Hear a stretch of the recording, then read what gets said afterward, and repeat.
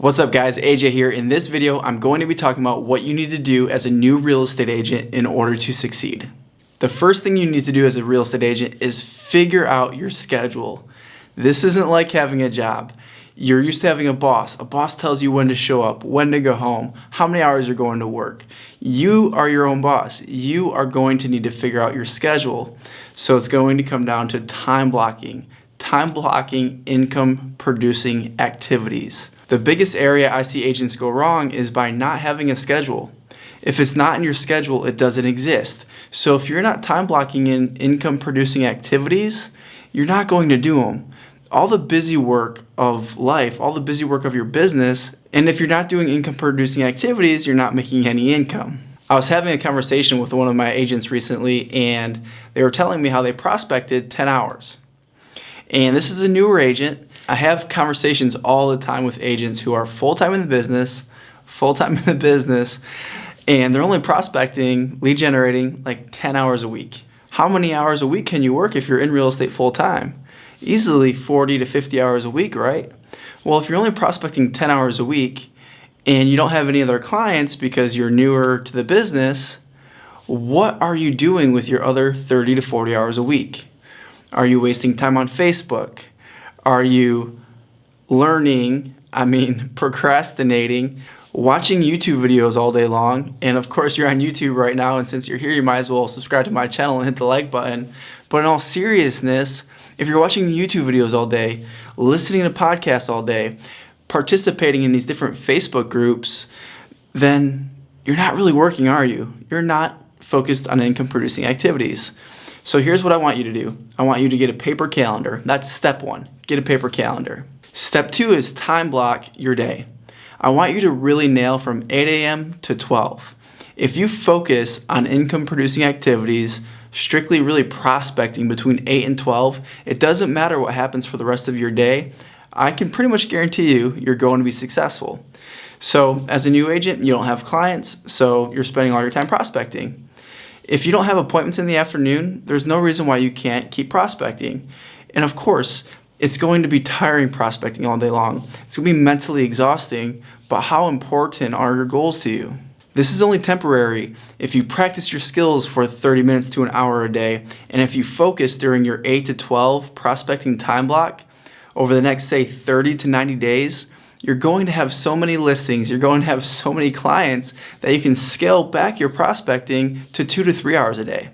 So if you've been licensed for a while and you're finding yourself not focused, kind of just lollygagging through the day, not having a sense of urgency, and you feel like days are just getting away from you and it's 5 o'clock, you're headed home from the office, or maybe you're just calling it a day, you work from home, and you just feel like you don't feel satisfied, you don't feel fulfilled, you feel like you're kind of lazy and you don't really know what's off, and you know you need to make a change, then do this. Just nail 8 to 12. Laser focused, all out, 8 to 12.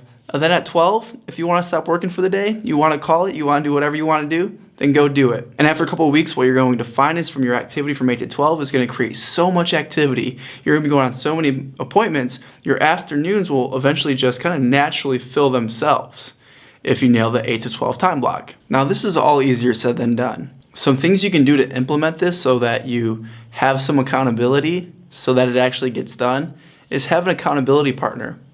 Find somebody in one of those Facebook groups that you might be in. And if you're not in any Facebook groups with other real estate agents right now, I have one in the description. It's the 6-Figure Agent group. Hop in there, find some role play partners, find some accountability partners, find somebody that's kind of around, the similar experience, same level that you are, but that's extremely committed. And sometimes you need to go through multiple accountability partners to find one or a few that are a good fit. Most agents just aren't very committed to their success. So you'll have to go through probably a few accountability partners to find the right one, but it's worth it. And you can do fun things like, say, if you or your accountability partner miss a day's prospecting, then you owe the other person $10, $50, $100. And you go back and forth like this. Wouldn't you be more likely to show up and actually do the prospecting if you skip out that day, that you owe your accountability partner $100? That's what accountability is all about. Accountability is the breakfast of champions. And I can promise you, when you get accountability in your business, accountability in your life, it really doesn't matter what area of life. You can definitely go farther when you have accountability, whether it's weight loss, health, fitness, doesn't matter. But we're talking real estate here. Just to recap, step 1, get your paper planner and time block.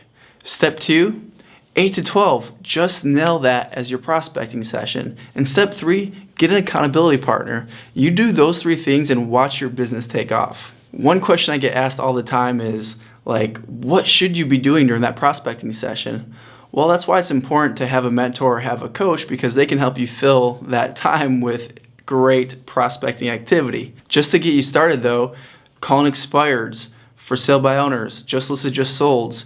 You need a data provider and you need a dialer. If you're interested, I have a link in the comments for Redx. You can get your expireds, your dialer, all through that link, and you'll save $150, so that might help you. The way I like to structure my day is I would call the new expireds right off the bat, and then I would call the expireds that I called yesterday next, and then I would call the expireds that I called 2 days ago, and I would do that. I'd have these separate buckets, and I'd keep moving the people over so that I called them 5 days in a row. Once I called the expireds 5 days in a row, I would move them to like an archived list. I called that list the bag because I just threw it in the bag. And that was a prospecting list that I could go to when I ran out of other data that I could be calling.